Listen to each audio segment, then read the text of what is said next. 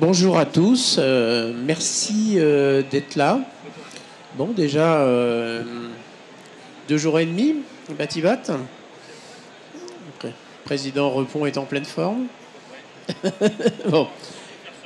Bon, écoutez, c'est un moment vraiment important pour nous. Nous, c'est un collectif qui s'appelle Stop Exclusion Énergétique.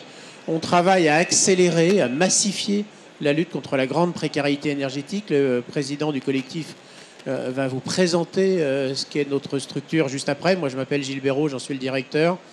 Mais c'est un moment important parce que, évidemment, rien ne se fait sans accompagner la famille, rien ne se fait sans des financements, mais rien ne se fait sans des artisans. Parce qu'il y a un moment, il faut quand même aller dans les familles, il faut isoler, il faut changer les systèmes de chauffage, il faut s'occuper des fenêtres, il faut s'occuper de la ventilation.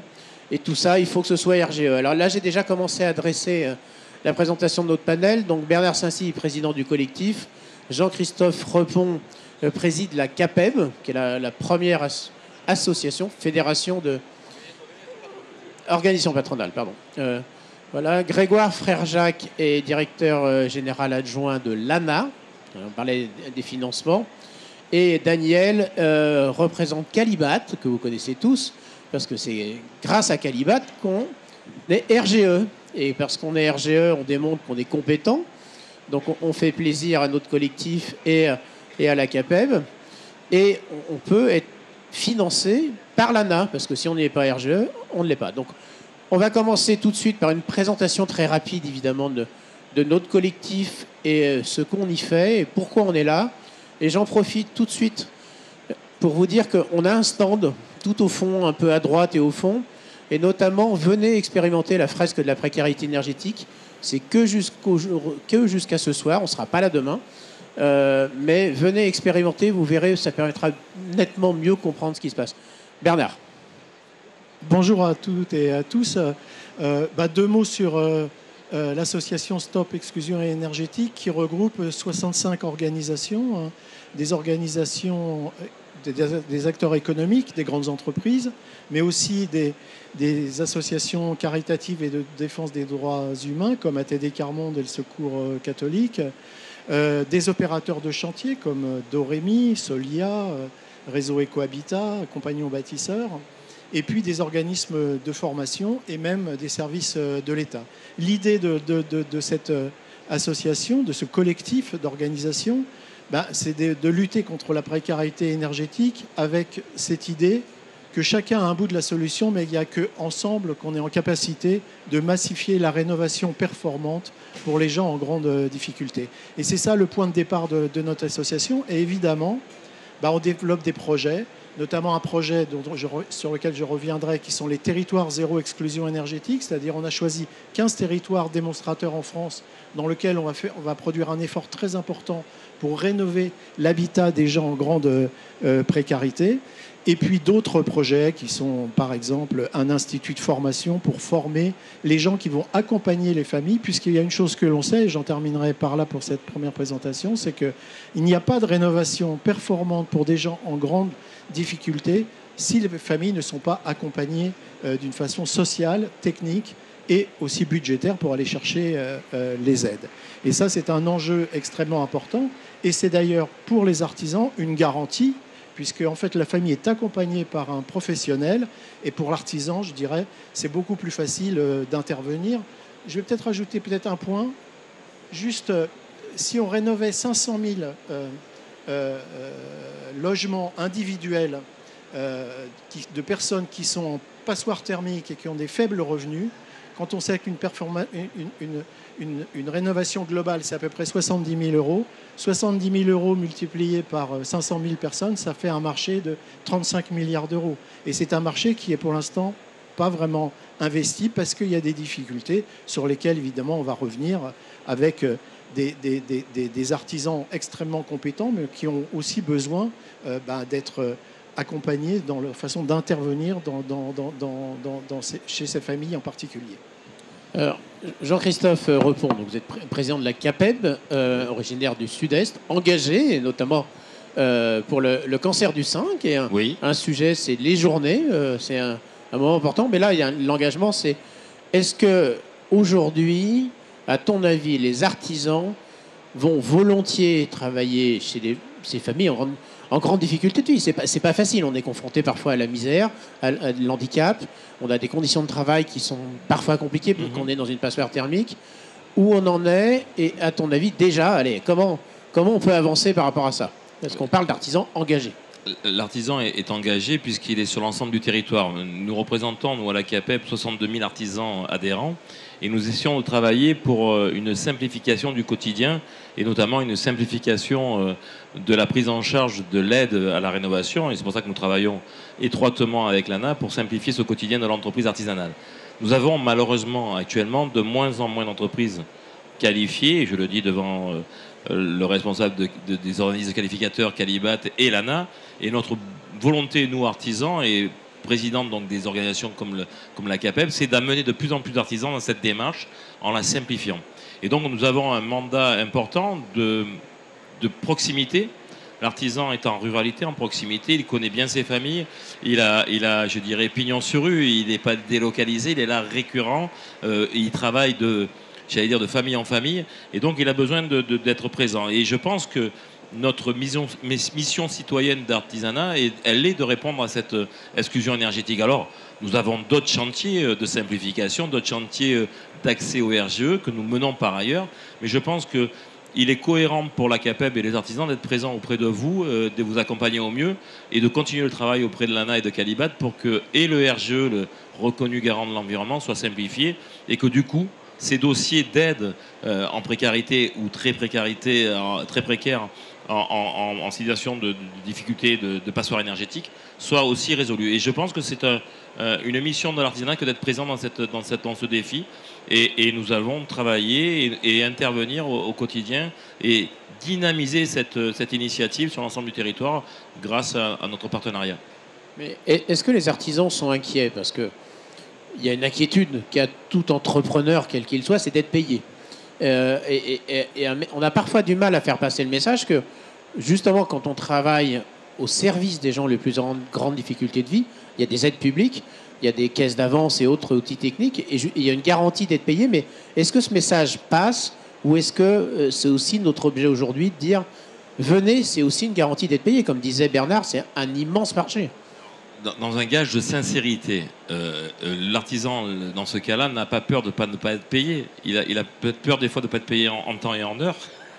C'est une petite pique, mais c'est ça qui lui pose problème. Donc c'est vrai que quand l'artisan est débordé de travaux, il ne va pas privilégier un chantier qui demande de l'administration, un délai de paiement.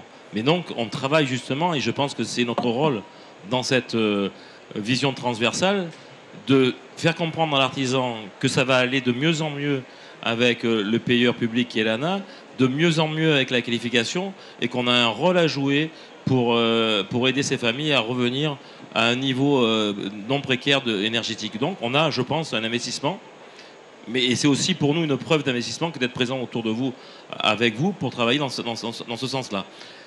Naturellement, l'artisan n'est pas convaincu de cela. Et c'est notre présence ici avec vous aujourd'hui autour de la table qui doit redire toute l'importance de l'artisanat sur l'ensemble du territoire. Et merci pour ça, et merci à Calibat, avec Samuel Burner qui est au fond, tout là-bas. Merci de permettre ce moment, parce qu'effectivement, comme disait aussi Bernard tout à l'heure, c'est parce qu'on y va ensemble qu'on va y arriver, quoi. Grégoire, comment, du point de vue de l'ANA, tu vois ce chantier du siècle, et comment on peut faire pour accélérer encore, quoi? Merci beaucoup. Alors, le chantier du siècle, je sais, Oui, chantier du siècle, le chantier de la rénovation, le chantier de l'intervention pour mettre tous les logements au niveau de qualité auquel on doit avoir, énergétique, mais pas que d'ailleurs, de décence. On peut parler, c'est la rénovation énergétique et c'est là aussi la décence. C'est des préoccupations que vous avez lorsque l'on parle de grande précarité. Je pense que c'est l'enjeu du siècle. Moi, ce que je voudrais partager, et je pense que ça a été très bien dit, et je rejoins vraiment Jean-Christophe Repon sur ses propos, il y a l'enjeu du siècle. Je vais juste poser un chiffre. Du point de vue de la politique publique et de l'opérateur ANA, qui mène une partie de cette politique, c'est 20 millions de logements qui, d'ici les 20 prochaines années, je vais prendre cette échelle de temps, mais doivent être rénovés pour être portés effectivement sur les étiquettes. Si on prend ce thermomètre-là, aux étiquettes de qualité et d'efficience du bâti. Sur ces 20 millions de logements, on a à peu près, alors les chiffres sont toujours un peu compliqués, on va dire 4 millions de logements, c'est des étiquettes FG. On peut toujours discuter, mais c'est de cet ordre-là. Donc on voit bien déjà le poids que représente l'intervention sur ce bâti. Et puis il y a le côté social, le côté humain, qui intéresse particulièrement, notamment le collectif Stop Exclusion. 15% de la population qui occupe ces logements sont des populations qui sont en grande vulnérabilité. Alors là aussi, différents indicateurs, mais c'est à peu près de cet ordre de grandeur. Et ces ménages qui ont besoin d'avoir un accompagnement renforcé, qui sont souvent, vous l'avez cité, effectivement dans des zones aussi géographiques, des zones rurales, des zones plus éloignées, qui sont confrontés à un coût de l'énergie, un coût pour leur logement, pas que de leur logement d'ailleurs, il y a aussi sur le déplacement, le transport, c'est des coûts aussi pour les carburants. Je pense que d'ailleurs les ateliers de la fresque de la grande précarité que vous portez montrent bien effectivement toutes ces spirales et toutes les difficultés auxquelles doivent répondre ces personnes-là. Et il y a besoin d'un accompagnement particulier parce que ces personnes-là, et du point de vue de la politique publique, il faut aussi qu'elles puissent accéder à des travaux de rénovation, à des moyens de financement et des travaux de qualité. Et c'est le 3 prismes, moi je vais le dire du point de vue de l'opérateur de l'ANA, qui est missionné donc par l'administration. Il y a 3 axes sur ce chantier. Il y a évidemment, vous l'avez dit, des travaux de qualité.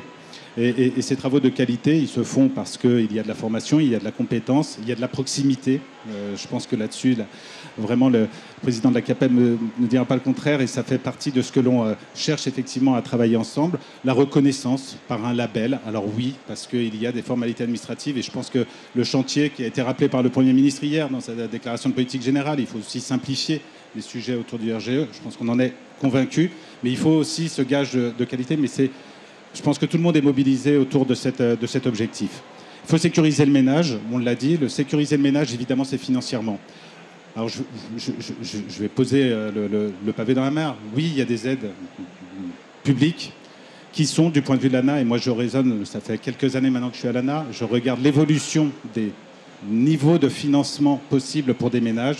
Ils n'ont jamais été aussi élevés. Il y a eu un véritable engagement, il y a eu un véritable effort de l'État pour réellement mieux solvabiliser les travaux des ménages, de tous les ménages, et notamment des ménages modestes et très modestes. Il faut bien distribuer, là aussi je vais répondre à la PIC qui est légitime, il faut bien distribuer ces montants, et il faut les distribuer aussi rapidement, on en est parfaitement conscient.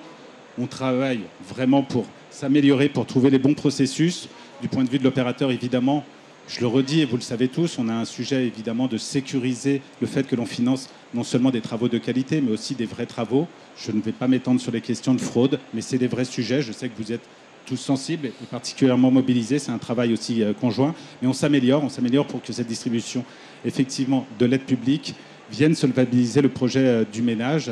Et il n'y a pas que ça. Je crois que Bernard l'a dit, il y a des systèmes de caisse d'avance. Aujourd'hui, je vais le dire, un ménage modeste ou très modeste, lorsqu'il est bien accompagné, il peut réussir à faire une rénovation de très grande qualité, de très grande ampleur, et avoir un reste à charge, je vais dire quasi nul. On n'est pas encore au reste à charge zéro, mais quasi nul.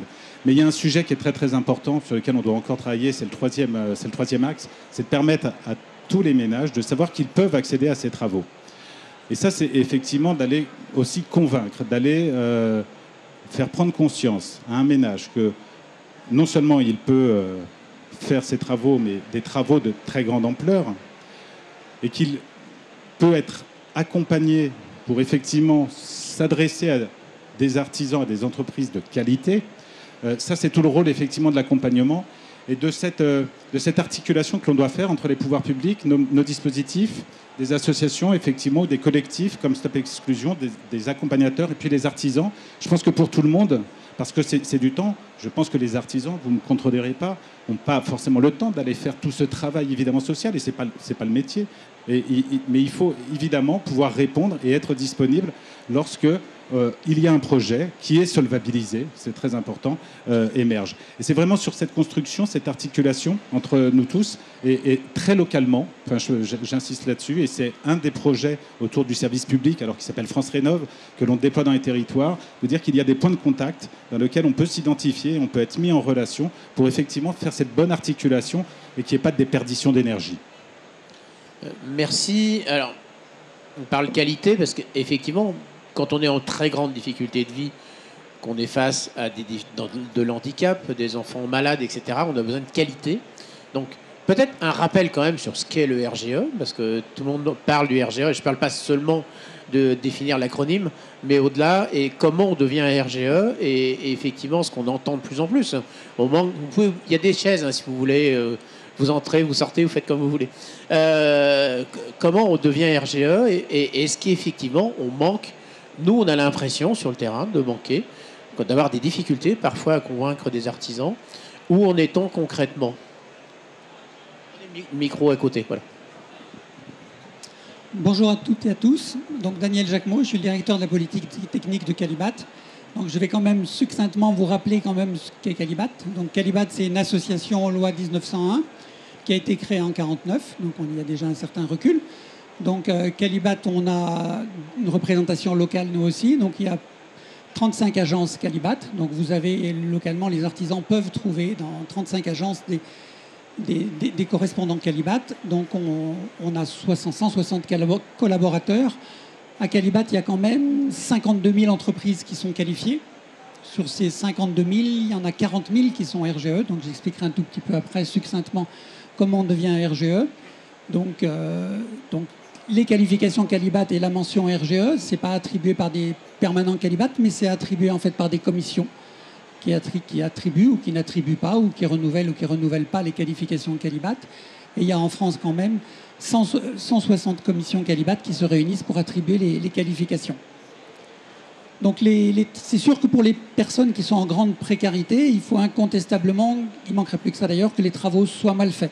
Donc à Calibat, pour être RGE, entre autres dans le cadre du RGE, on fait des audits sur chantier.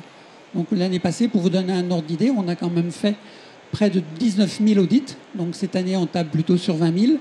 Et donc il faut savoir que sur ces 19 000 audits, il y avait presque 85% de ces audits où il n'y avait strictement aucun écart. Donc les entreprises qui sont qualifiées Calibat RGE, effectivement, font des travaux de qualité. Donc pour effectivement les grands précaires, en travaillant avec des entreprises RGE, ils ont quand même des garanties que les travaux soient effectivement bien réalisés.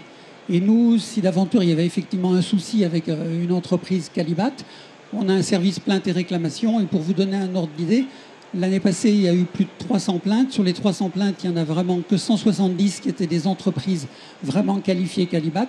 Donc 170 plaintes, en réalité, ça représente très peu par rapport aux 52 000 entreprises Calibat, multipliées par peut-être 10 ou 20 chantiers par entreprise. Donc ça vous donne un ordre d'idée des remontées qu'on a à Calibat. Et en fait, en réalité, il y a une vraie satisfaction des particuliers qui font travailler les entreprises Calibat. Et comment concrètement, voilà, peut-être, je sais pas, il y a des artisans dans la salle. Si on n'est pas Calibat, comment on devient Calibat? Combien ça coûte? En fait, la mention RGE, enfin combien de RGE? En fait, bon, les entreprises RGE, il y en a 40 000 à Calibat. En réalité, il faut d'abord être qualifié Calibat. Donc, il faut d'abord obtenir une qualification Calibat. Donc, des qualifications à Calibat, il y en a 336. Donc, il y a quand même assez de choix. En fait, il y a quand même sur les 336 plusieurs niveaux de technicité. Donc, on peut avoir en charpente, en maçonnerie, des différents niveaux de technicité et de qualification. Mais donc il faut d'abord être qualifié Qualibat et après il y a la mention RGE. Donc c'est effectivement, comme il a été dit, il y a des éléments administratifs qui sont demandés aux entreprises et puis il y a aussi et essentiellement des éléments techniques.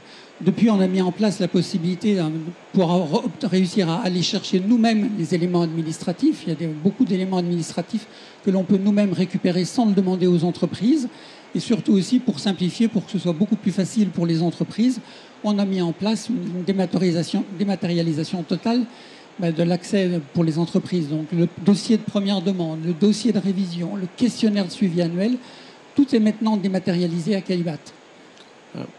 Jean-Christophe répond.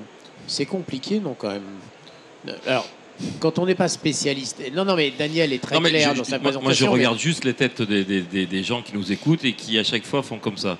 Je vois qu'on me parle de Qualibat et de la capacité de rentrer dans cette démarche. Oui, c'est complexe. Oui, c'est complexe. C'est un garant de sécurité pour le particulier, mais je pense qu'on peut encore accélérer la simplification, puisqu'on voit bien que 40 000 entreprises qui puissent faire le chantier de la rénovation énergétique, qu'on a qualifié tout à l'heure de défi historique, ça ne nous paraît pas suffisant. Et quand on sait qu'on a sur le sol français à peu près 620 000 entreprises artisanales, vous avez un petit delta qui, pour moi, me heurte. Et je pense que sur les 620 000 entreprises artisanales, il n'y en a pas que 40 000 de compétentes. Sinon, on aurait raté un truc. Sans doute.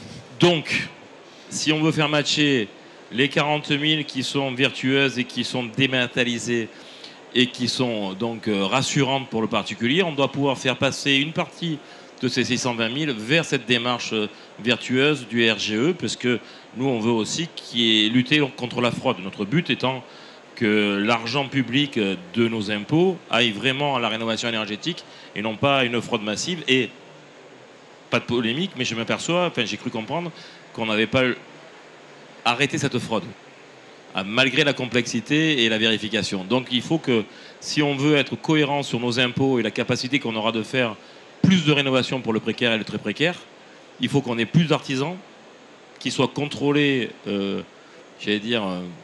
facilement, mais non plus administrativement, et qu'on puisse aller vérifier que la compétence elle est bien sur le chantier, que la performance elle est bien sur le chantier, et qu'en fait le service rendu aux précaires et très précaires soit à la hauteur. Et c'est ça le combat qu'on a à mener conjointement dans les mois, non, dans les jours qui viennent, hein, puisque nous allons convaincre aussi les pouvoirs publics qu'il faut regarder, être vigilant, mais avoir plus d'artisans qui rentrent dans la démarche, et c'est ce qu'on essaie de faire nous à la CAPEB. Le but étant que l'argent public qui est là sur la place publique soit bien employé et qui profite au maximum aux précaires et très précaires. Et là, vous aurez des artisans qui rentreront dans la démarche. Donc c'est ça qu'on essaye de travailler, qui est un élément assez fin à travailler, hein, mais qui est important si on veut que le défi soit à la hauteur de nos performances. Et qui se passe sur le terrain. Et je vais demander à mon collègue Vincent, qui coordonne les territoires dont parlait tout à l'heure Bernard, et tu pourras bien sûr réagir. Comment ça se passe sur le terrain concrètement? Et d'ailleurs, il y a des bonnes alliances sur le terrain, y compris avec la CAPEB. Oui, merci, bonjour tout le monde. Effectivement, nous, dans les 15 territoires démonstrateurs, comme en a parlé Bernard Saincy tout à l'heure, ce sont des écosystèmes locaux qui se mettent en place, où on croise les artisans citoyens que vous avez cités, monsieur Repon, tout à l'heure. Et en fait, au-delà d'un engagement administratif, c'est un engagement de proximité. Et le juge final, ce sera la qualité des travaux réalisés en proximité dans les écosystèmes. Partout, aujourd'hui, dans nos 15 territoires démonstrateurs, donc on rencontre ces artisans, on rencontre ces CAPEB qui veulent s'engager dans cette démarche. Ça met un petit peu de temps parce qu'il y a les collectivités qui sont avec nous, parce qu'il y a l'ensemble de l'écosystème, comme Gilles l'évoquait tout à l'heure, les associations de lutte contre la précarité, mais aussi les travailleurs sociaux qui ont la confiance des ménages, parce qu'il faut que les ménages acceptent aussi de laisser entrer, comme disait Grégoire Frère-Jacques tout à l'heure de l'ANA, de laisser entrer des personnes externes à leur domicile. Et ça, c'est un vrai défi, et c'est le premier défi. C'est la raison pour laquelle, comme Bernard en parlait tout à l'heure, nous avons développé un parcours de formation d'ensembliers solidaires qui se développe sur toute la France pour être finalement l'interface, le diplomate qui va faciliter la compréhension entre les artisans du territoire, entre l'écosystème des élus, les agents des collectivités, les travailleurs sociaux, etc.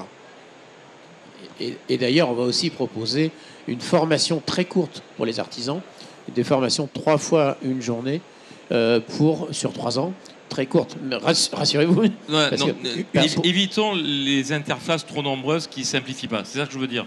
Nous, le mot assemblier, des fois, nous heurte. Artisan, on aime bien une certaine autonomie. Et je pense qu'on est capable de s'assembler tout seul.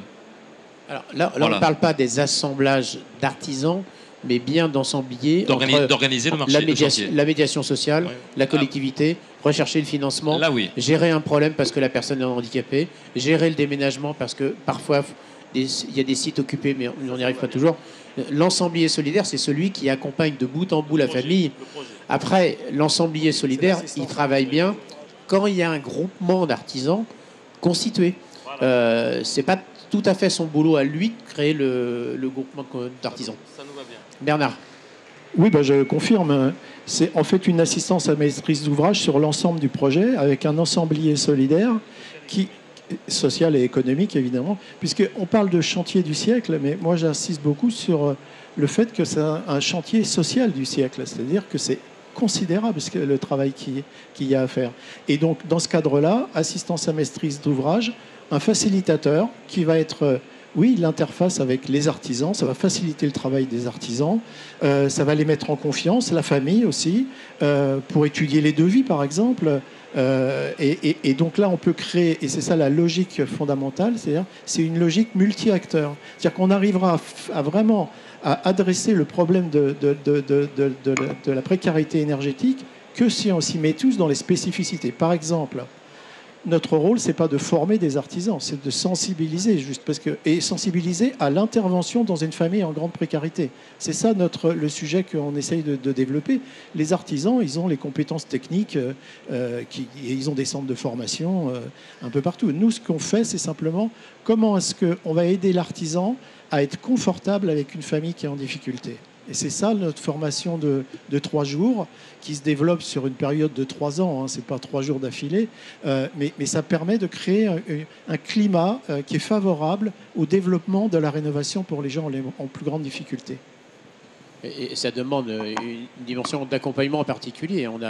Pour ces ensembliers solidaires, on a été obligé de mettre en place un service d'accompagnement psychologique.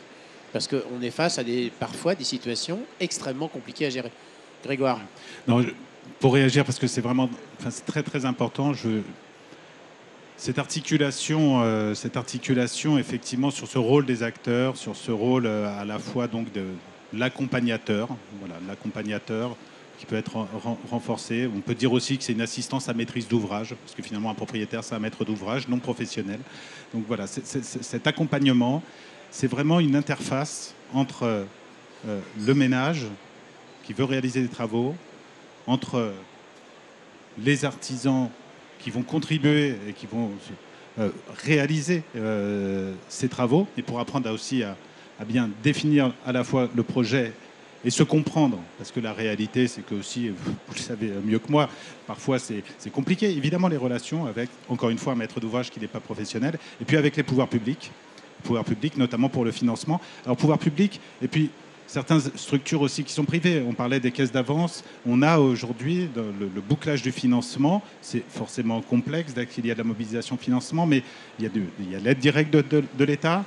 Il y a les certificats d'économie d'énergie, je ne rentre pas, mais les caisses d'avance dont on parlait avec un certain nombre d'organismes, y compris des grands organismes bancaires, je pense que le Crédit Mutuel, pour ne citer que, sans faire de la promotion, mais en tout cas, c'est vraiment engagé très fortement pour faire l'avance, effectivement, éviter les avances de trésorerie. Donc on a tout un tas de dispositifs qui se mettent en place aujourd'hui. Simplement, il faut les combiner entre eux, parce que vous le savez très bien que c'est évidemment... c'est complexe. Monter un projet de travaux, notamment quand c'est les rénovations d'ampleur, c'est évidemment complexe. Il faut que cette complexité, elle soit répartie, elle ne soit pas à la charge que sur l'entreprise, qui doit en assumer évidemment le coût, ou que sur le ménage qui va le subir. Et c'est le rôle aussi de cet accompagnateur de gérer cette complexité à toutes les étapes d'un projet. Et ça, c'est vraiment essentiel en fait dans la démarche. Et moi, je réinsiste vraiment sur la proximité, c'est-à-dire que c'est territorial.